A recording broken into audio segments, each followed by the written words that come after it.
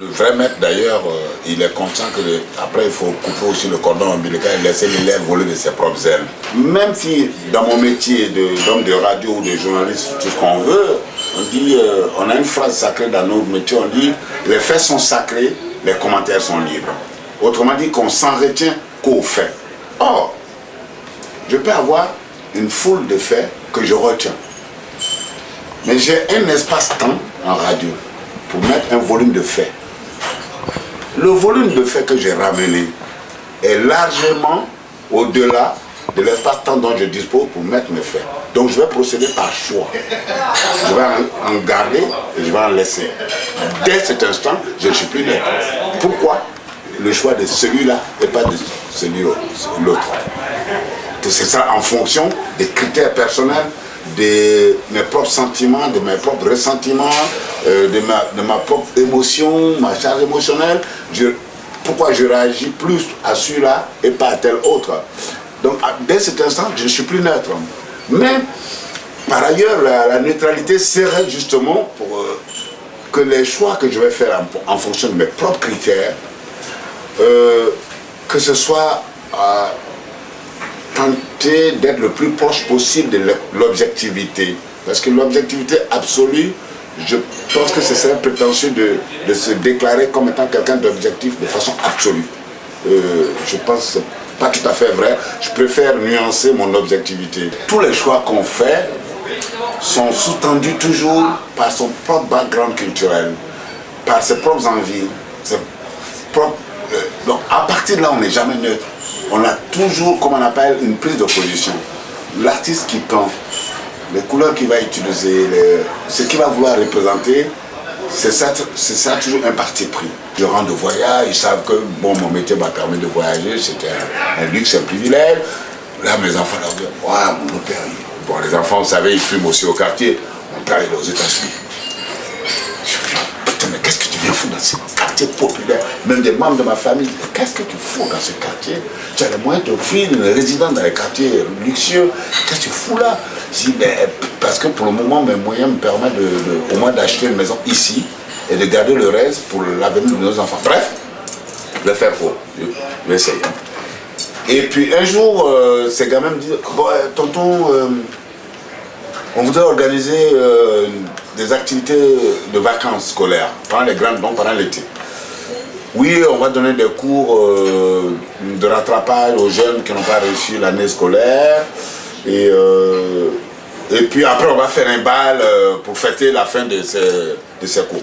Vous voyez, là encore, en fait, votre histoire, c'est le prétexte des cours de vacances, c'est le prétexte pour pouvoir faire un bal. Et vous avez dit, ça va séduire le tonton, il va nous donner de la thune. Et puis, je dis, mais je vous connais dans vos bals, je sais ce qui se passe. C'est pour vous baiser à vous, c'est tout. C'est pour séduire les petites copines, excusez-moi la grossièreté, mais c'est exactement comme ça que je leur ai parlé. Je dis, mais voyez par contre là, nous vivons dans ce quartier, ça fait quelques années, le gouvernement, la mairie et le gouvernement ont un déficit de budget, la voirie ne marche plus. Regardez les caniveaux qui nous entourent, ils sont tous surchargés de déchets, d'ordures ménagères. Il y a des mauvaises herbes qui poussent dans les espaces vides. On pourrait se dire, bon, mettons l'été à profit, et ensemble, dans l'autre bloc, on va nettoyer tout ça, reculer les caniveaux, et débroussailler les espaces vides. Et je peux utiliser mon image d'homme de radio et obtenir des arbres à l'institution d'État qui offre des arbres, qui a une pépinière pour, et arboriser notre quartier. Si vous êtes partant, je suis partant. Sans les réfléchir, ouais, finalement, ouais, on est partant. Et ok, j'ai donc proposé d'acheter les premiers outils, râteau, machette, pelle, etc. Et tout le bloc, je dis, on ne va pas aller dans la dimension du quartier, c'est pas possible. Si qui trop embrasse, mal étreint. On regarde les deux blocs de maison, on a répertorié environ dans l'autre bloc, une dizaine, une vingtaine, et tous les gamins de chaque foyer, plus moi, ma femme et mes deux enfants, on va tous les samedis, dimanches, nettoyer le quartier. Et même si un jour on veut pouvoir demander à la mairie de nous donner un véhicule pour amasser les ordures, alors constituons-nous en association. Ici en France, les associations sont régies par la loi de 1901. Chez nous, c'est la loi de 1960. Donc je les ai aidés, on a monté une association, on a appelé ça les abeilles de Marcory. Le quartier s'appelle Marcory, là où j'habitais. Et l'abeille, parce que le symbole de l'insecte laborieux, on a donc constitué l'association des abeilles de Marcory. Et tous les samedis et tous les dimanches, ma femme et moi, en tête de ces gamins, on commence à récurer les caniveaux du quartier. Et l'eau stagnante faisait que développait à la prolifération des moustiques. Et nous avons le palud, nous sommes une zone paludienne incroyable. Mais en une semaine, le résultat était visible. On ne voit plus de moustiques dans nos maisons. Mais merci, M. Koulibaly, merci. C'était pas forcé, quoi. Donc bref, on a initié cette idée de nettoyer le quartier. Et du coup, en moins de 2 mois, d'autres jeunes dans d'autres quartiers l'ont repris parce que je crois énormément à l'effet d'imitation. De même que nous, on ne suit pas les Africains à importer des arbres de Noël, à un moment où il y a des arbres verts chez nous, par imitation, par mimétisme, pour faire comme les grands, pour faire comme les blancs. Donc les actions aussi de ce type-là, tu peux compter sur l'effet d'imitation. On a retrouvé les gamins qui peuvent faire reproduire cet exemple. Alors pourquoi je raconte ça? Parce que mon statut de gars de la radio me donnait l'outil et le pouvoir de fédérer un groupe de jeunes pour initier une petite action, mais vraiment micro-action, dans un petit quartier populaire et se mettre au service d'une communauté. On prend l'exemple de quelqu'un comme Mori Kanté, connu en France. La France de découvre avec un tube, Yeke Yeke. Ce tube a été enregistré à Trècheville, à Abidjan, quartier populaire de Côte d'Ivoire, qui n'est ni plus ni moins qu'une chanson d'animation de mariage. Mais la France découvre cet artiste que Jacques Higelin a présenté, a servi comme levier en l'invitant dans un de ses spectacles au Zénith en 1984. Bref, Mori Kanté est une grande découverte en France, le tube explose. Et ce gars qui faisait des musiques de mariage, de baptême, dans son Mali natal, enfin dans sa Guinée d'origine, en passant par son Mali d'adoption et sa Côte d'Ivoire d'adoption, se retrouve propulsé dans les médias nationaux français, sur la scène internationale, et on commence à lui dire, ouais, bon, tu sais, t'es l'histoire de l'Afrique, on a bien aimé, hein, mais maintenant ils attendent autre chose de toi, hein. Un peu de techno, un peu de... Et yeke yeke, et le mec, il commence à faire de la musique sur commande. Résultat des coups, il tombe dans les oubliettes. Il réalise qu'il faut qu'il revienne à sa case de base, porter une musique où c'est son émotion qui lui dicte tout et non un marchand qui lui dicte tout. Ou pour prendre un exemple différent de mon pays, qui est Fela Anikulapo Kuti, le Nigérian, qui a créé son genre, l'afrobeat. Toute sa vie et toute sa carrière, ça a été de construire, de composer des musiques pour enseigner, pour instruire, pour faire évoluer les mentalités, pour nous faire prendre conscience de nos propres erreurs en tant qu'Africains à l'intérieur de notre continent et du dictat que l'Occident aussi nous impose. Quand il fait une chanson comme Yellow Fever, Fela Anikulapo Kuti, c'est rire, rigoler des Africains qui, à cause effectivement de notre passé colonial, à cause du fantasme pour le blanc, on est arrivé jusqu'à même régner la couleur noire de notre peau. Dixit.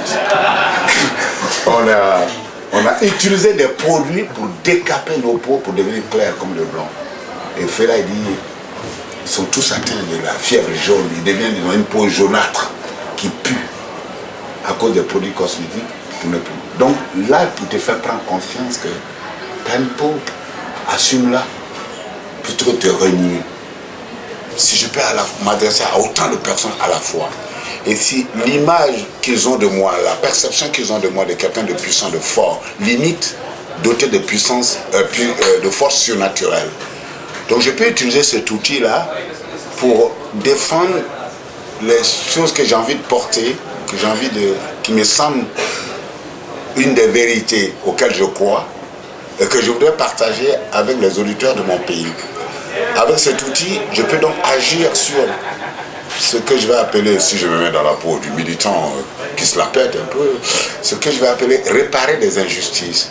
Je peux utiliser cet outil pour faire, comment dire, participer à l'évolution des mentalités, à la mutation des mentalités dans un pays, dans une société où j'avais quand même pas mal de griefs sur ce que je voyais autour de moi, l'influence coloniale,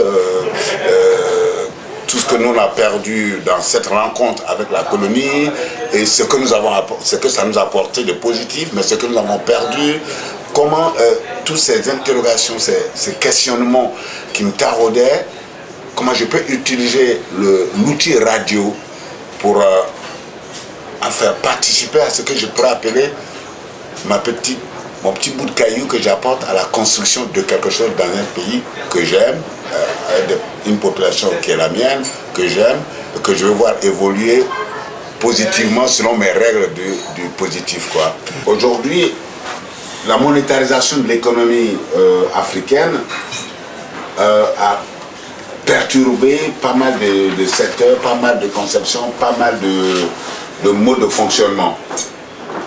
Là où l'artiste allait dans un baptême pour animer le baptême, ou dans un rituel de funérailles, ou dans un rituel de passage de grade, pour employer la structure de formation comme on peut l'avoir ici, de l'école primaire à l'université, on passe des grades.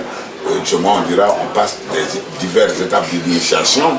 À chacune des étapes, justement, de même que les Américains, les Français organisent un cocktail pour donner les diplômes, ben, pareil, dans nos sociétés d'initiative, quand on passait d'un grade à un autre, c'était l'occasion d'une fête communautaire où l'artiste vient encore pour animer. Le peintre va décorer, le sculpteur va sculpter, le chanteur va chanter. Donc l'artiste intervient donc dans ces différentes étapes. Et il n'y avait pas lieu de... C'est pas quelqu'un qui lui dictait aujourd'hui il faudra écrire ton texte comme ci et comme ça.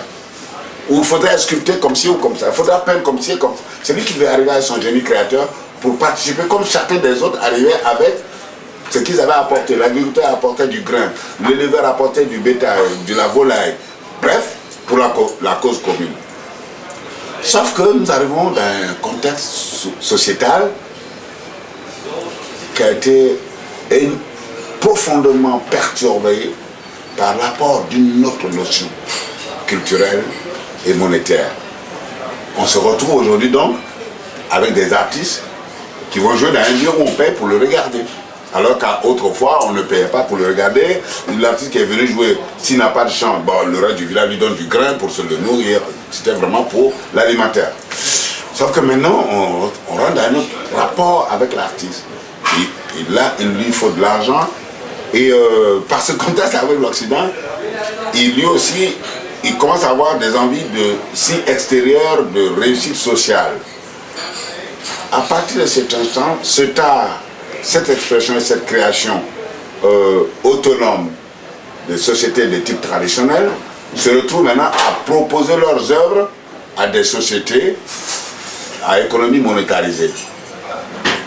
Et l'acheteur qui va vendre donc sa création artistique commence à lui dire, tu sais, c'est le badamboudon, le rythme, il faut un peu d'harmonie, des mélodies, alors, ta composition, tes arrangements, il faut beaucoup plus aller dans ce sens-là. Résultat des courses, on retrouve des créateurs à qui on dicte, le marché dicte les règles de la création, je dirais même l'émotion. Et l'Afrique se retrouve aujourd'hui confrontée au dictat des réseaux des marchands qui croient que l'émotion, ça se calcule en termes de marketing. Non, tu aimes ou tu n'aimes pas. On ne peut... Donc bien sûr, la force de la publicité, de la répétition, on force des choses qu'on met, on fout dans la tête des gens à coups de burin. Mais ça dure une saison, ça ne dure pas toute une vie, comme les vraies créations. Et c'est pour ça que peut-être, à partir de là, on dit, l'artiste n'est plus aussi autonome qu'il l'a été à certains moments dans nos sociétés. Et aujourd'hui, il devient la marionnette des marchés. Et même à l'intérieur de nos pays, ces artistes qui sont donc aussi en quête de réussite sociale, de reconnaissance, deviennent des laudateurs des puissants. Ça peut être des puissants économiques, ça peut être des puissants politiques. Ils se croient obligés de ne donner que dans l'écriture laudatrice des hommes forts, des hommes puissants. Plutôt que autrefois on chantait un noble quand il avait une reconnaissance sociale dans sa société. Pour son intégrité, pour ses vertus humaines, pour son humanisme. À ce moment, le griot retenait ce personnage et transmettait son histoire aux générations à venir, pas pour juste, de façon béate, l'admirer, l'applaudir, mais pour juste dire, inspirons de ses actes pour construire aussi notre avenir. C'est pour ça qu'aujourd'hui, quand je vais être pessimiste, je dis, ouais, il y a malheureusement de gros morceaux de créateurs qui ne sont plus autonomes et sont juste le jouet des marchands. J'aime bien prendre l'exemple d'un artiste de mon pays, malheureusement, c'est pas du chauvinisme à 300%, mais parce que ce sont les exemples que je connais le plus, quoi. Bref, c'est Tiken Jah Fakoly. En 1992, il enregistre sa première cassette et il est de la tribu des Malinké. C'est une des tribus du fameux empire du Mandingue, dont le siège était en Guinée, mais qui est aujourd'hui le Mali actuel en Afrique occidentale. Cet empire qui s'est illustré par sa grandeur date du Moyen-Âge. Et l'empereur qui lui a donné tout son rayonnement s'appelle Sundiata Keïta. Et il a fédéré toute cette zone de l'Ouest Afrique qui s'étale aujourd'hui sur le Sénégal, le Burkina, le Mali, le nord de la Côte d'Ivoire, la Guinée, le nord du Togo, le nord du Ghana, une partie du Niger. Bref, et c'est dans l'empire du Mandingue que la caste des griots a vraiment rayonné. C'est maître de la parole. Et le mot griot, que nous, Africains, n'aimons pas beaucoup, parce que griot a toujours cette connotation de laudateur, de flatteur, alors que dans la langue de Malinké, le nom du griot c'est Djeli. Djeli qui veut dire le lien du sang, parce que leur savoir se transmettait par la lignée paternelle. Et celui qui est Djeli, son activité d'être le témoin de sa société, de raconter de la mémoire de son histoire, cette activité c'est le Djeliya, faire du Djeli. Bref, et Tiken Jah constate que ce Djeli, ce personnage emblématique de cet empire qui est l'empire du Mandingue, il est dans la catégorie de la subdivision sociale de ce qu'on appelle les castés. Les forgerons sont une caste, les dozos sont une caste, les djelis sont une caste. Les dozos sont les chasseurs, les forgerons sont les maîtres du feu et du fer, et les djelis les maîtres de la parole. Et ces castés étaient à la fois craints et aussi méprisés. Et dans cet empire du Mandingue, un noble, donc de lignée princière, ne pouvait pas épouser une djeli castée, et inversement.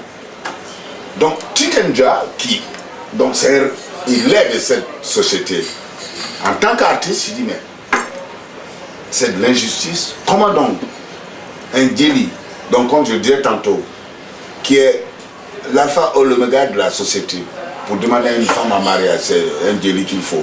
Pour les funérailles, c'est un djeli qu'il faut. Pour une demande de terre, c'est un djeli qu'il faut. Pour un baptême, c'est un djeli qu'il faut. Pour la circoncision, c'est un djeli qu'il faut. Bref, il est omniprésent dans notre société. Et comment peut-on le mépriser à un point tel que sa fille ou son fils ne puisse s'installer dans le couple avec un autre membre de la société parce que celui-là est noble ou est aristocrate.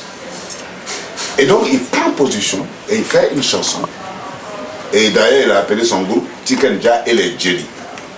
Et il dit dans cette chanson, pourquoi ce mépris pour les Djeli? Ils sont partout, on a besoin d'eux à tout instant. Nous avons besoin de quelqu'un en permanence et en même temps on le méprise. Donc il prend position pour ça. Pourquoi j'ai plaisir à raconter l'exemple de Tiken et surtout l'exemple du Djeli? Parce que quand il est sorti de son pays à la dimension maintenant internationale, il prend des prises de position qui sont du domaine de la France-Afrique, de notre lien avec la France, et comment dans cette relation, on estime avoir une position méprisable vis-à-vis de la France. Et il va dénoncer. Et quand il fait une chanson comme Tonton America, pour résumer, il dit nous étions là en Afrique et ils sont arrivés, ils nous ont apporté les jouets et on a tous joué, on a pris plaisir à ces jouets. Et quand les piles sont finies, il a pris ses jouets, il a dit c'est moi le héros, c'est moi le commandant. Genre le dictat des puissances occidentales sur l'Afrique. Et ils nous ont assis à la même table et à nous donner la même bouillie de riz avec du lait américain. Et il était habillé et il était beau comme un cowboy américain. Et ils nous ont même pas, et quand il est parti avec son jouet, ils nous ont même pas laissé le mot d'emploi pour continuer à fabriquer ces jouets ou d'avoir cette bouillie avec du riz. C'est une violente prise de position par rapport au dictat de l'Occident qui nous impose. Bref, et Tiken Jah est pas pour. Donc un artiste comme celui-là, quand il me parle de ça dans mon pays, je me sens concerné par son propos. Je sens qu'il porte mon mal-être sur la place publique. Il touche à ce que nous appelons dans nos langues malinquées, le monnaie. Le monnaie, on a du mal à trouver un seul mot en français pour le traduire. Ce serait le défi, l'outrage. Quand quelqu'un t'a outragé à un niveau tel que ça devient une défiance, t'as qu'une envie de le buter. Et il n'y a que ça pour régler le question. Voilà le type d'artistes qui, pour moi, sont des artistes durables. Je retourne à la tradition, aux sociétés de type rural de chez moi, parce que c'est l'exemple que je connais. L'artiste, c'est pas comme dans nos sociétés contemporaines, intervient dans un lieu où on paye pour le voir, pour apprécier son talent. Qu'il soit peintre, chanteur, sculpteur, poète, l'artiste dans ces sociétés de type traditionnel, il participait à la vie collective. C'est dans les rituels de funérailles, de circoncision, d'initiation que le chanteur vient chanter pour raconter, et chaque fois son chant, le texte de son chant ramène toujours à une dimension humaine, à un matériau qu'il va mettre dans son texte pour continuer de nourrir, d'instruire sa communauté.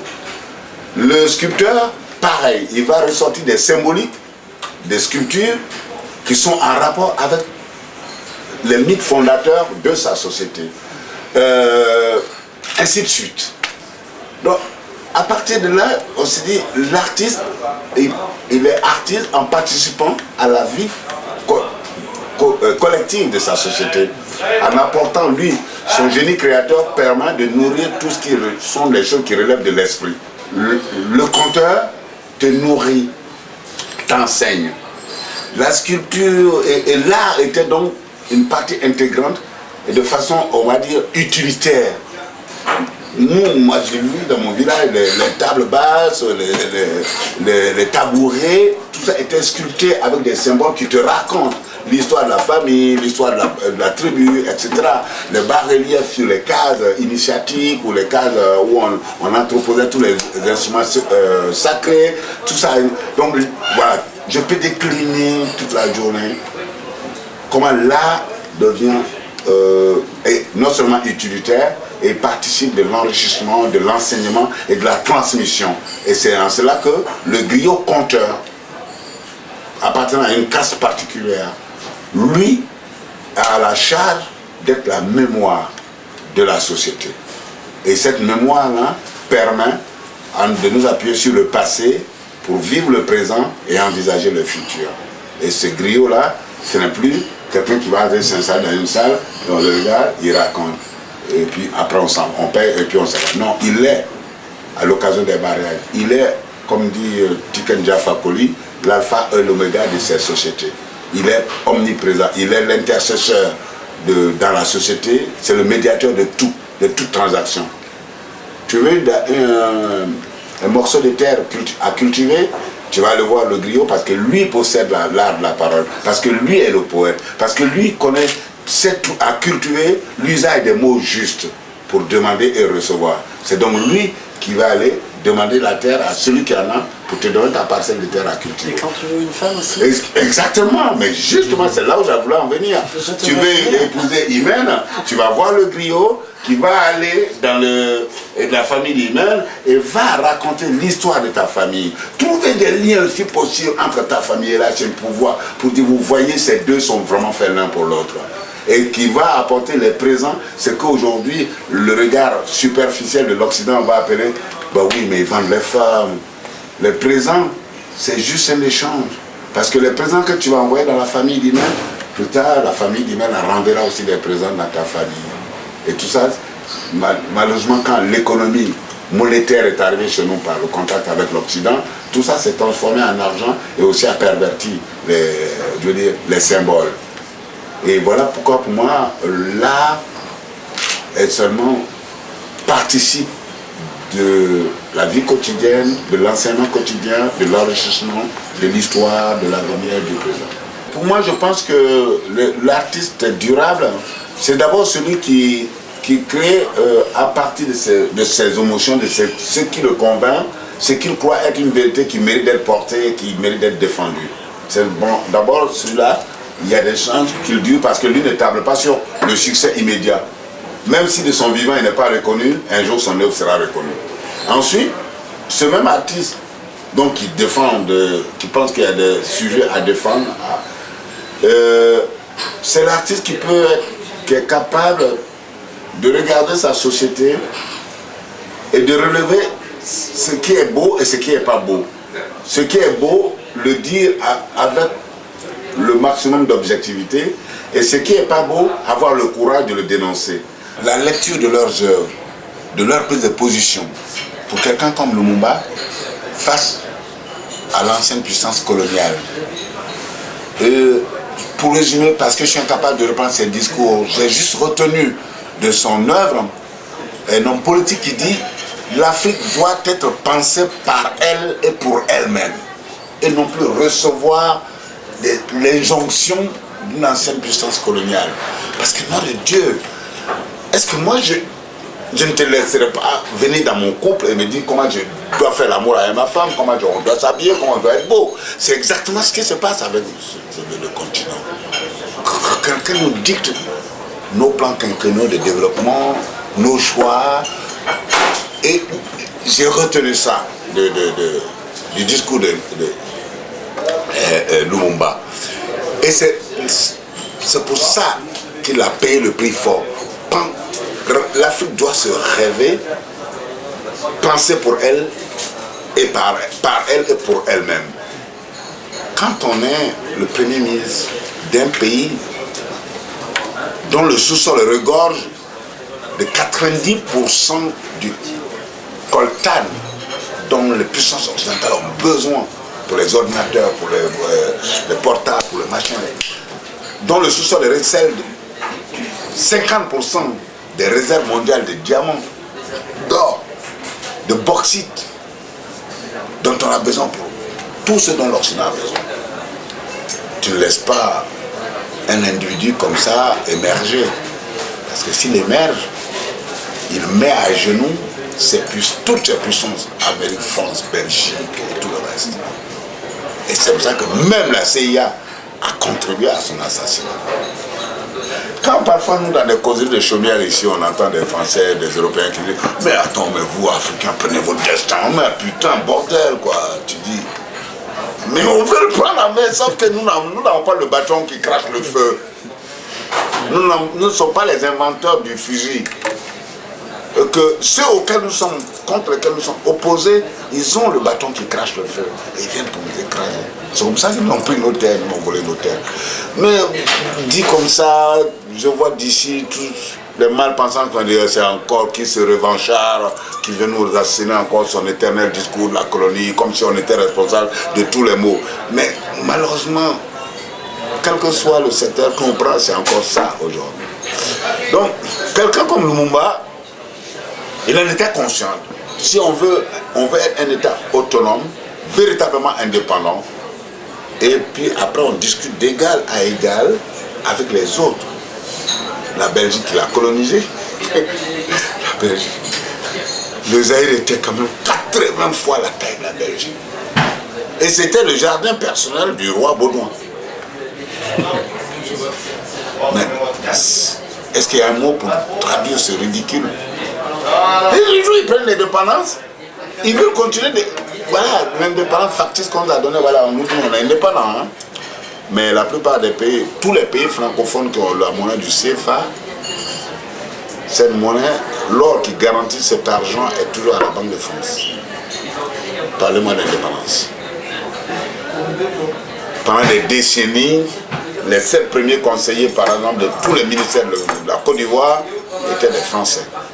Tout le plan quinquennal est pensé par des Français avec leur culture, leur background culturel et leur charge émotionnelle. Parlez-moi d'indépendance. Et ça, c'est ce que Lumumba a voulu basculer. L'adolescent que j'étais, je ne pouvais pas comprendre à l'époque, mais en grandissant, je dis, mais putain, il a raison. Si notre conception de la réussite, c'est avoir du pouvoir pour écraser tout ce qu'il y a autour de nous, c'est sûr qu'on va chevaucher même le corps de notre mère pour atteindre cette réussite. Mais si la notion de la réussite, c'est comment je peux être utile dans le tissu social dans lequel je vis, là, non seulement on le remplit dans les calculs de pouvoir, de conquête de pouvoir, mais plutôt dans une conception de quels moyens je prends pour être utile au tissu social dans lequel je vis. Et cette réussite-là, non seulement elle est la plus durable, mais elle est aussi la plus valorisante. Et si je veux ramener à mon exemple, le fait de travailler à la radio nationale, forcément me confère une reconnaissance nationale. Donc forcément, un statut vu par les gens autour de moi comme un statut de réussite sociale.